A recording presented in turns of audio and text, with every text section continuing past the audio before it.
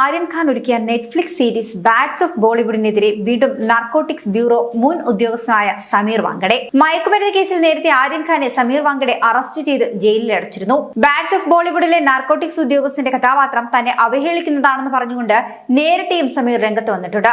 നിയമം നടപ്പാക്കാൻ ചുമതലപ്പെട്ട ഉദ്യോഗസ്ഥനെ ആക്ഷേപഹാസ്യത്തിന്റെ പേരിൽ അധിക്ഷേപിക്കാൻ കഴിയില്ല എന്നാണ് സമീർ വാങ്കഡെ പറയുന്നത്. ആക്ഷേപഹാസ്യം എന്നാൽ വ്യത്യസ്തമായ ഒന്നാണ്. ഇതാകട്ടെ രാജ്യത്തിനു വേണ്ടി രക്തം നൽകിയ മയക്കുമരുന്നിനെതിരെ പോരാടുന്ന ഉദ്യോഗസ്ഥരെ അപമാനിക്കലാണെന്നും മയക്കുമരുന്ന് വിരുദ്ധ ഏജൻസികളെ തെറ്റായ രീതിയിൽ മോശമായിട്ടാണ് ബാഡ്സ് ഓഫ് ബോളിവുഡിൽ ചിത്രീകരിച്ചിരിക്കുന്നതെന്നും സമീർ വാങ്കഡെ ആരോപിക്കുന്നു. ഇതുവഴി നിയമനിർവഹണം നടത്തുന്ന ഏജൻസികളിലുള്ള പൊതുജനങ്ങളുടെ വിശ്വാസം ഇല്ലാതാക്കുകയാണ്. താനും കുടുംബവും വലിയ തോതിൽ ട്രോൾ ചെയ്യപ്പെടുകയും ഭീഷണി നേരിടുകയും ചെയ്യുന്നുണ്ടെന്നും ഇദ്ദേഹം കൂട്ടിച്ചേർക്കുന്നു. വിദേശത്തു നിന്നുപോലും ഭീഷണി സന്ദേശങ്ങൾ തനിക്ക് നിരന്തരം വന്നുകൊണ്ടിരിക്കുന്നുവെന്നും സമീർ പറയുന്നു.